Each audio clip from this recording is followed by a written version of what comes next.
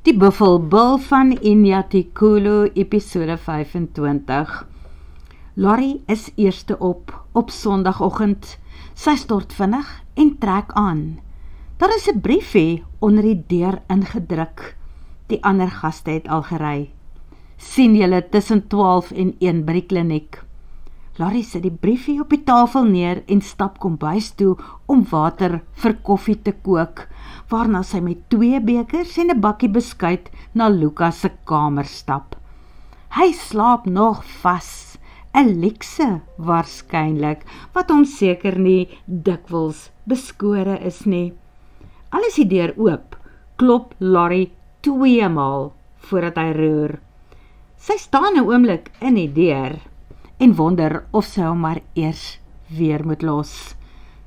Maar dan klop sy nog 'n keer en wag tot hy antwoord en haar binne nooi. Maar duidelik is dit iets wat nie sommer gaan gebeur nie, want hy worstel teen die kussing op, waarna hy regop gaan sit en net voor hom uitstaar. Die man is 'n wrak. Hoekom, wonder sy, en sit die klein skinkbordjie op 'n lappie op sy bedkassie neer. Het jy oukei geslaap, Luka? Hy deins weg van die hand wat sy uitsteek om hom aan te raak, en sy trek terug. Kruikie, roer my nie. Sy vat haar beker en 'n beskuit en mik om op die voetenend van sy bed te gaan sit, maar hy vat sy been haastig weg. Genade, die man het vandag spasie nodig. Heel wat spasie. Of hy wil haar nie daar hê nie. Net vir ingeval dit die geval is, gaan sit sy op die stoeltjie voor die speeltafel, deur een kant. Dankie. Luka haal sy beker van die skinkbord af en neem een van die beskuite om dit te doop. Luka, is jy alright? Vra Laurie. Hoekom vra jy? Het ek iets snaaks aangevang in die middel van die nag? Wel, nou dat jy dit noem, ja, en ek het dit nogal geniet. Wat? Hy lyk eers geskok, toe sug hy diep en skud sy kop van kant tot kant. Laurie, ek is jammer as ek iets gedoen het wat vir jou en vir my in die verleentheid kon stel. In die verleentheid? Sy begin lag. Nee, Luka, dit was glad nie so iets nie. Buitendien, daar is nie veel wat jy kan doen om my in die verleentheid te stel nie. Jy het aanvanklik by my kamer ingestap en gesê dat jy bly is om te sien dat ek nog oukei is en dat ek leef. Is dit al? Vra hy. Hoe op die aarde kan jy vir my so vraag vra? Hoe kan jy nie onthou nie? Luka, loop jy in jou slaap? Nee, darm nie. Hy skud sy kop. Dit is daardie vervlakste slaappille wat die dokter vir my voorgeskryf het. Ek het een gedrink, want ek wou net vas slaap. Vreemde plek en my skouer het nogal geklop. Eers nadat ek een gesluk het, onthou ek toe weer dat dit die soort is wat my so sleg aantas. Ag sy man, dan voel jy aaklig die volgende dag? Dit het ook al met my gebeur. Dit voel of ek nie kan wakker word nie. Ek haat slaappille, sê Laurie. Ek is regtig jammer, Luka. Ek sal jou bakkie vandag bestuur, en as jy die kuier vandag by die trondpraktyk eerder wil misloop, sal ek dit heeltemal verstaan, dan kan ons maar huis toe gaan. Nee, ek sal alright wees sodra ek iets geëet het. Maar daar in die nag, terwyl die chemikalie in my bloedstroom is, dan doen ek soms goed wat ek liefs moet vergeet, behalwe dat ek in elk geval vergeet wat ek gedoen het. Dit is soos wanneer iemand na narkose bykom, as dit nog nie heeltemal uitgewerk het nie. Hy kyk lank na haar en Laurie kyk terug. Dan onthou hy regtig nie dat hy al die ligte van die huis aangeskakel het en daarna vir hom 'n botteltjie water uit die yskas gaan haal het nie, waarna hy teruggeklim het in sy eie bed nie. En dit is daar waar die stoutste van stout duiweltjies reg op haar linker skouer kom sit en haar aanmoedig om sy been te trek. Nee, sy been heeltemal onder hom uit te ruk. Ag nee, Luka, bedoel jy dat dit wat gisteraand tussen my en jou gebeur het, vir jou niks beteken het nie? Vra Larry gemaak seer gemaak. En toe moet sy opspring en keer. Dit lyk asof die beker koffie in Luka se hande eers die deftige stop kombers en daarna die vloer gaan tref. Sy vang dit net betyds. Hey, kyk wat jy doen, Luka. Dis nuwe beddegoed. Die ouens gaan jou laat betaal vir die skade. O, my hel, steun hy dit uit en kry uiteindelik weer beheer oor sy slaaphande. Luka, sit die skinkbord nou onder en hou vas jou beker, dan eet jy 'n beskuit, raas sy en wil dit in sy hande en op sy skoot sit. Maar in plaas daarvan om dit te neem, druk hy sy gesig nou in sy hande. Ag nee, Luka, was dit nou regtig vir jou so erg? Vra sy kastig vreeslik streng en sit toe maar weer alles op die bedkassie neer. Hoe moet dit my nou laat voel? Ek is regtig jammer, Larry. Ag, moenie wees nie, Luka. Drink jou koffie, eet 'n beskuit, sodat jy kan bykom. En as jy wil stort voor ons ry, roep my, sodat ek vir jou nuwe verbande kan aansit. Hy vat sy hande van sy gesig af weg en kyk eers op sy horlosie en toe roep hy verbaas uit. Hemel, dit is 11 uur. Hoe op die aarde het ek so verskriklik geslaap? Want blykbaar het jy iewers in die nag slaappille gedrink, jy het dit self gesê. En toe was jy wakker, want jy my ook kom wakker maak, wat gemaak het dat ek ook nie weer kon slaap nie, daarom het ons tot nou toe geslaap. En dit is dat dit nou watter tyd van die dag is, so ontspan, Luka, dit is nie die ergste nie. O my hemel, Larry, moet dit asseblief nie invryf nie. Wat invryf nie? Ok, sorry, Luka. Sy hens op 2 hande en gaan haal haar eie beker koffie van die speeltafel af. Sy neem die laaste sluk en stap na die deur toe. Wel, dan los ek jou maar om jou ding te doen, om te stort en so aan.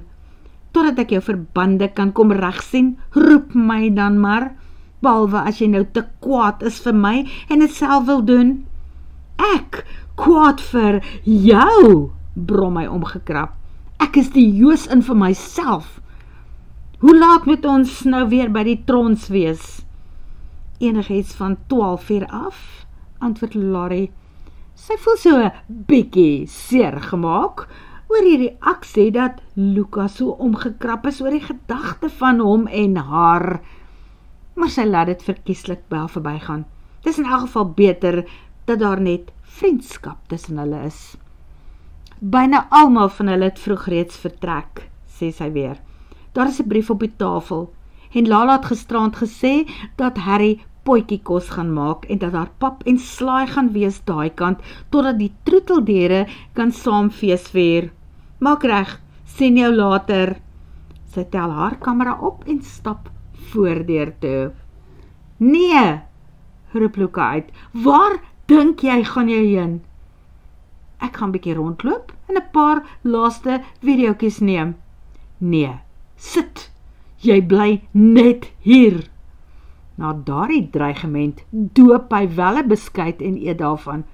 2 beskuite later en dit lyk asof Luka stadig maar seker tot verhaal kom.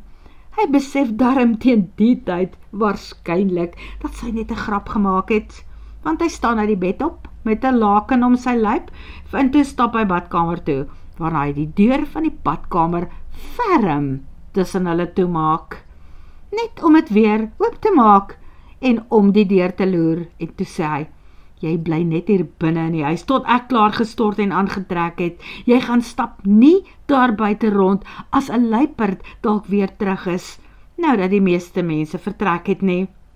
Sy gesig verander effens, asof hy iets onthou. Luiperd, herhaal hy afgemete, en toe onthou hy blykbaar, dit Dit was deel van my flippe nagmerrie en dwar is die deur weer toe. Waar van op die aarde praat die man? Wonder Larry en trek sy kamerdeur agter haar toe terwyl sy uitstap. Of was dit die trauma van sy eie gestoei met een van die spikkelkatte wat van so aard is dat hy berading moes ontvang voordat hy eendag weer soos 'n normale mens gaan funksioneer. Daar is nie weer 'n dominee by die dronpraktyk nie, maar Carly en Zak lê weer hulle beloftes af voor 'n groot gemmerkat. Koning Tutankhamen, die grootste goue kat van alle tye, noem hulle hom. Toet afgekort, die baas van die praktyk, blykbaar selfs bo Dok Gitetron, jy weet.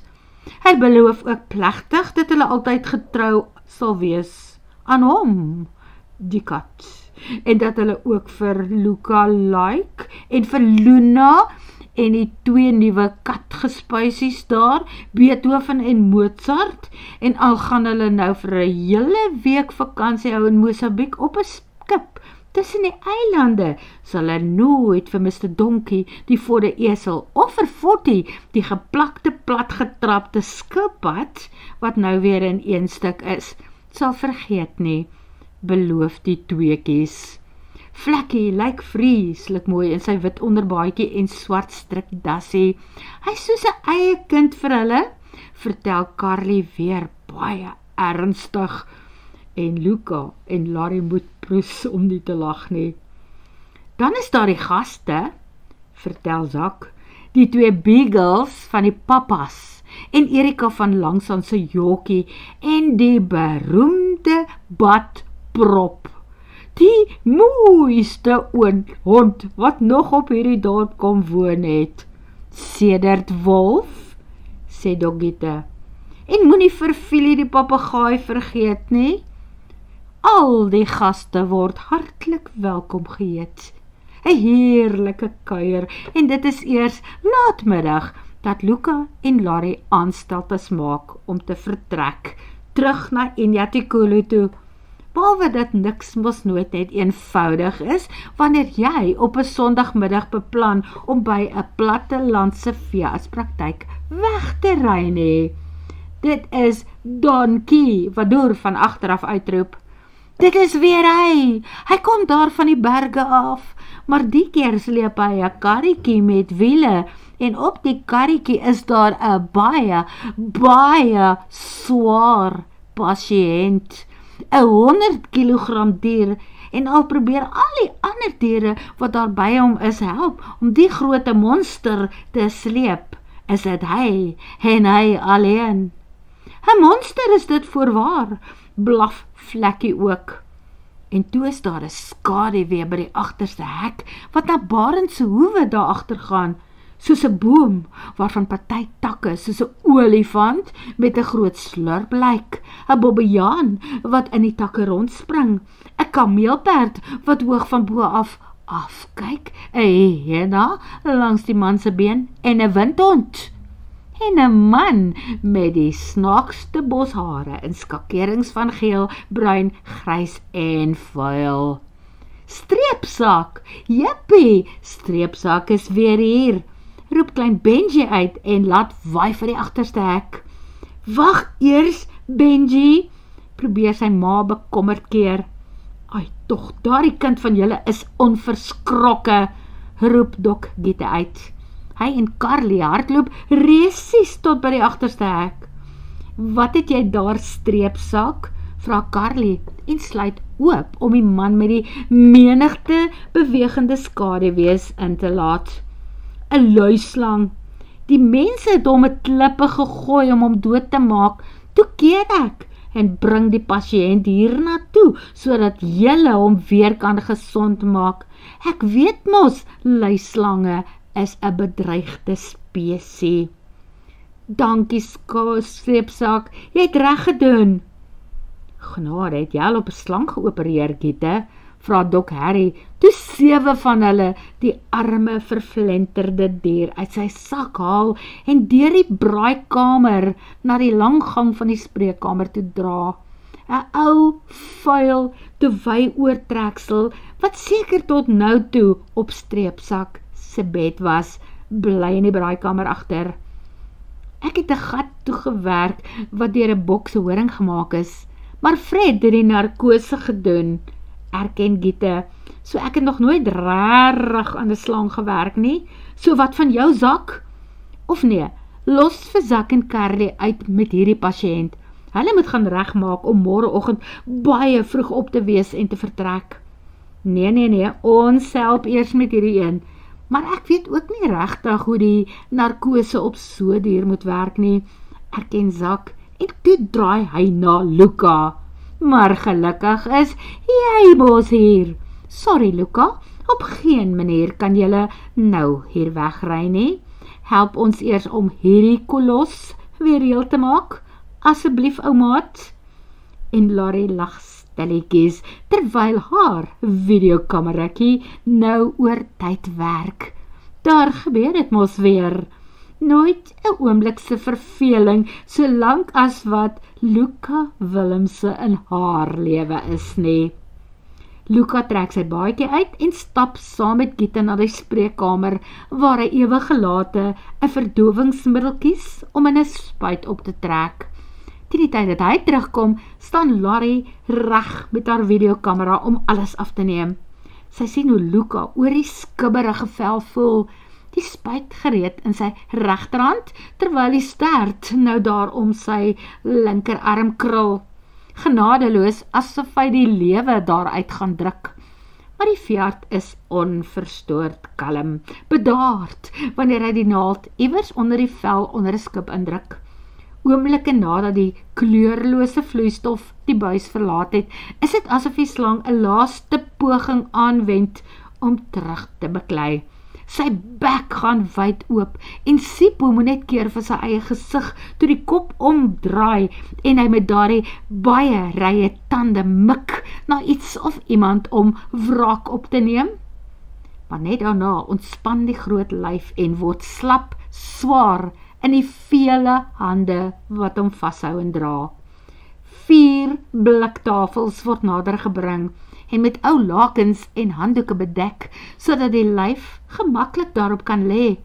Hierdie slang is bykans 6 meter lank, enorm. Hy het hom Goliat gedoop, vertel Streepsak, wat ook nou iewers vashou, want hy is 'n reus en hy weeg 'n ton of selfs meer. Ok, amper, sê Zak. Die wonde op die dier se lyf is skrikwekkend, gate deur spiese gemaak, 'n mes wat na hom gemik is en nou daar in sy lyf vassteek, klippe wat oral gebreek en seer gemaak en gekneus het, geskend waarskynlik vir altyd hierdie eens pragtige dier.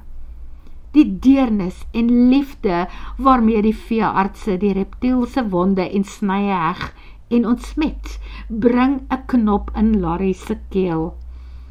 Nou sal julle vanaand hier moet oopslaap. Die pasiënt is nie reisgereed nie, besluit Gitte toe alles verby is. En Luka sal hom môreoggend weer moet deurkyk. My en Lala se gastekamers is altyd reg vir ekstra gaste. Laurie, vra Luka, is reg met my, dankie. Nou kry julle oornagsakke in die bakkie. Sekerlik is daar genoeg van alles in, dat julle nog 'n aand kan uitslaap. Dit is nie 'n vraag nie. Gitte glo duidelik dat dit die antwoord ook is. Niemand pak net 1 stel klere in, as jy vir 'n naweek weggaan nie. En dan Luka, sien jy kans om die dirasie daar bo by julle in die bos te gaan vrylaat môre? Vra Harry. Ek was van plan om dit self aan te bied, antwoord Luka en staan moeg terug, nadat hy sy pasiënt een laaste keer deurgekyk het. Maar ek gaan hom nie dadelik vrylaat nie. Ek sal daarvan hou as hy vir 'n ruk daarop Ndlovu Matlapa by Pieter Conroy se slange kan gaan aansterk. Die man het 'n groot luislang hok en ek dink hoeka dat hy op die oomblik net 1 wyfie daarin het. Maar ek sal eers bel en seker maak dat hy hom 'n ruk lank daar sal kan huisves. En kan ons die dewy maar hou, en het julle dalk 'n baie groot krat of hok, wat ons kan leen, om hom agter my bakkie mee te vervoer? Wel, die dewy is nou Goliath se, antwoord Gitte. Ek en Lala klaar vir streepsak 'n ander splinternuwe tweedehandse stopkombers en oortreksel gegee om in daardie plek te hou. Hy is heeltemal tevrede met die ruiltransaksie. Ja, ruil is ruil en een sal huil, spot Carly. Dit is 10:00 Sondag aand, sien Larry, toe sy en Luca na 'n laaste koffie met hulle bagasie na 'n gastekamer toe stap. 1 slaapkamer. Die mense hier neem aan dat hulle 'n bed deel. Wanneer Lala die deur tussen hulle in die gang toetrek, kyk hulle oomblik onseker na mekaar. Maar Luca is moeg, sien Larry. Hy gaan vanaand sonder 'n slaappil slaap, soos 'n klip waarskynlik. Hy haal sy toiletsakkie uit sy naweeksak en draai na haar. Hy beduie, dames eerste. Nee, Luca, jy is welkom om die badkamer eerste te gebruik. Ek gaan eers my selfoon gebruik. Sy wou nog vir Dirk bel om vir hom te sê hoekom hulle nog nie op Inyatikulu terug is nie en wat die oponthoud is. Nou stuur sy maar net 'n WhatsApp en laat weet dat hulle veilig is. Hy moenie bekommerd wees nie. Maar Dirk is nie bekommerd nie. Hy is dood van nuuskierigheid, daarom bel hy. Larry stap op die stoep van hulle kamer uit om te antwoord. Saggies, van die res van die kliniek slaap seker al, en terwyl hulle praat, hoor sy die water van die stort agter haar loop. Die water hou op met loop, en sy en haar pa praat nog steeds. Terug in die kamer gekom, sien sy dat Luca met toe oë op sy kant van die bed lê. Hy het nie weer 'n verband om sy wonde gedraai nie, en van hier af lyk dit verbasend goed. Dalk sal die suster tog môre sy steke kan uithaal, hoop Larry vir sy part. Sy stap self by die badkamer in en geniet die warm stort met oorgawe. Luca slaap al. Sy asemhaling is rustig en reëlmatig, toe sy versigtig langs hom inskuif. Hopelik sal dit 'n droomlose, morsdoop slaapnag vir hulle albei wees. Sies tog, en een of ander tyd sal sy vir hom sê dat hy maar kan ontspan. Gisteraand was hy in elk geval ook die perfekte gentleman en eintlik seentjie oulik onskuldig, wat vir haar so dierbaar en kosbaar is. Sy kan hom sommer nou in haar arms neem en vertel hoe mal sy daaroor en oor hom is. Maar dan aan die ander kant, laat hom maar eers 'n rukkie sweet en oor die ander sondes van sy verlede nadink. Want Luca Willemse het 'n verlede, van hier af tot in Kaapstad. Daaraan twyfel sy vir geen oomblik nie. Word vervolg